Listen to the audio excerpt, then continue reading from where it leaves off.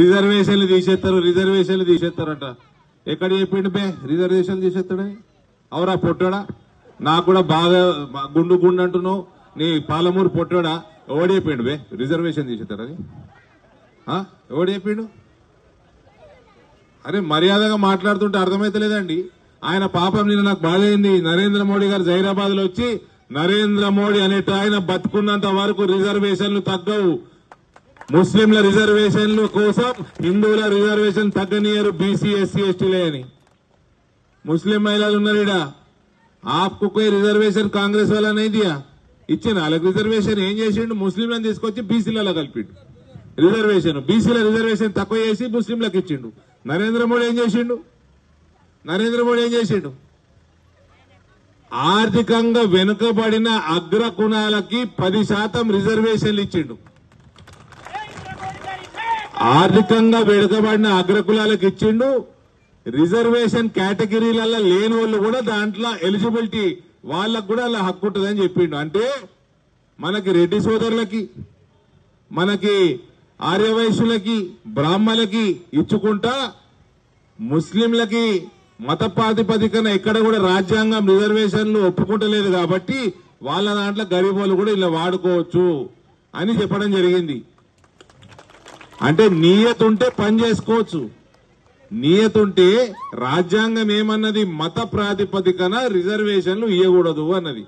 కాంగ్రెస్ వాడు ఎంతసేపు తీసుకొచ్చేసి వాళ్ళని తీసుకొచ్చి బీసీలలో కలిపితే బీసీల రిజర్వేషన్ తగ్గిపోదా? కర్ణాటకలో అదే చేసిండు కాంగ్రెస్ వాడు. ఇవాళ ముస్లింలకు రిజర్వేషన్ కల్పించినోడు నరేంద్ర మోడీ, మన రెడ్డి సోదరులకు రిజర్వేషన్ కల్పించినోడు గరీబోళ్ళకి రెడ్డిలలో నరేంద్ర మోడీ. ఈ రకంగా అగ్రకులాలలో కూడా ఉన్న గరీబోళ్ళకి రిజర్వేషన్ కల్పించిండు.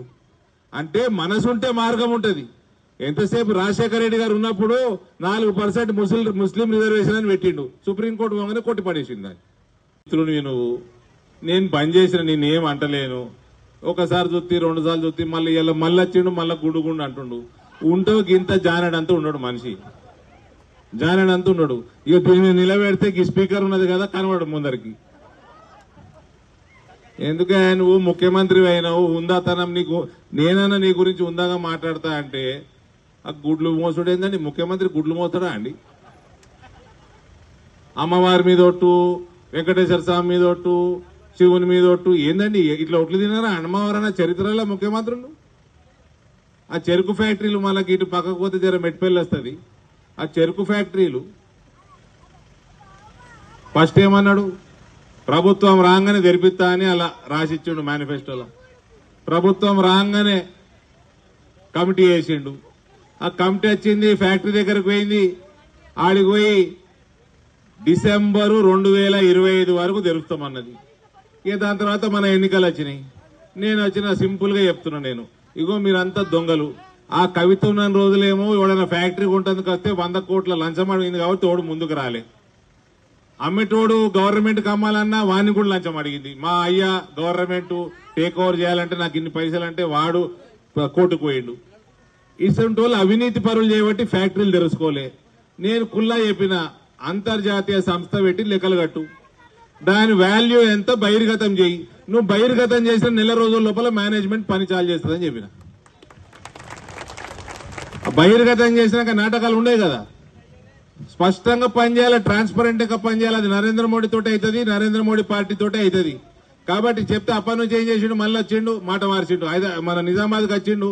మొన్న 5-6 రోజులకు జీవన్ రెడ్డి గారు నామినేషన్ వేసినప్పుడు వచ్చి బాసరమ్మ సరస్వతమ్మ పేరు మీద ఒట్టు నేను సెప్టెంబర్ 17కు తెరుచుకుంటా అన్నాడు.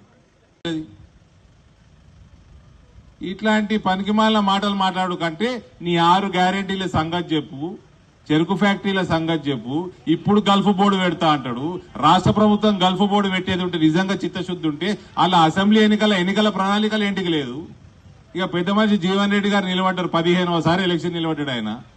ఆయన వయసు 75 సంవత్సరాలు. ఆయన కూడా అబద్ధాలు ఆడుతున్నాడు. ఆ అమిత్ షా గారి వీడియో ఆయన కూడా పెట్టిండు, దొంగ వీడియో.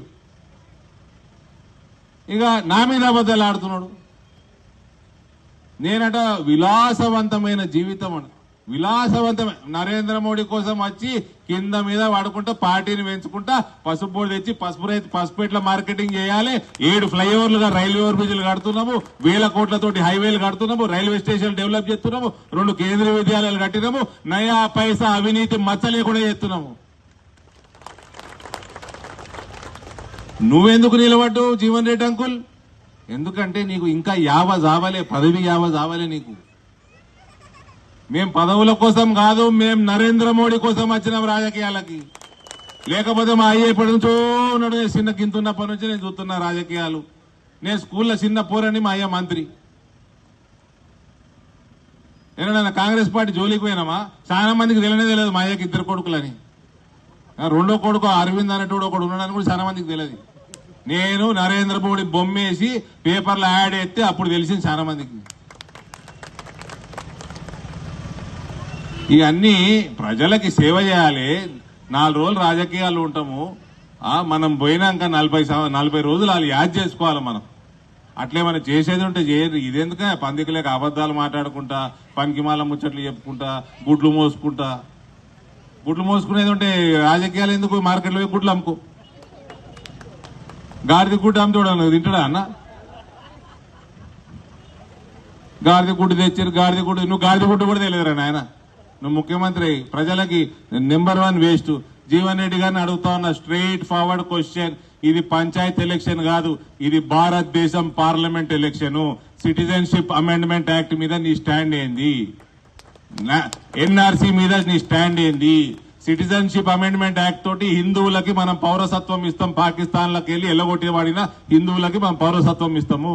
ఇక్కడ ఉన్న రోహింగ్యా తుర్కోలు, బంగ్లాదేశ్ తుర్కోలు ఎవడైతున్నాడో వాళ్ళని బయటకు వెళ్ళగొడటానికి నేషనల్ రిజిస్టర్ ఆఫ్ సిటిజన్ తీసుకొస్తున్నాము. నెక్స్ట్ యూనిఫామ్ సివిల్ కోడ్ మీద నీ స్టాండ్ ఏంది? యూనిఫామ్ ఒక్క దేశం ఒకటే చట్టం మీద మీ స్టాండ్ ఏంది? కశ్మీర్ 370 ఆర్టికల్ మీద నీ స్టాండ్ ఏంది? మన జనాభా కంట్రోల్ చేయాలంటే నీ స్టాండ్ ఏంది? అవన్నీ చెప్పండి చెప్పడు.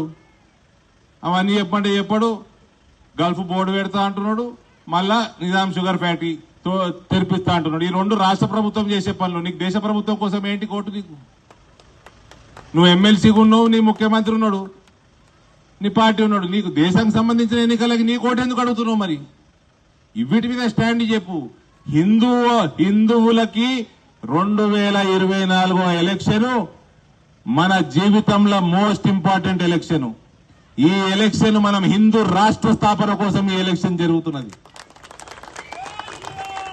బాజాబ్తా పాకిస్తాన్, ఆఫ్ఘనిస్తాన్, బంగ్లాదేశ్ కి వచ్చిన హిందువులకి మనం పౌరసత్వం ఇవ్వాల్సిందే. ఆడికెళ్ళి వచ్చి దొంగతనంగా ఉన్న తుర్కోల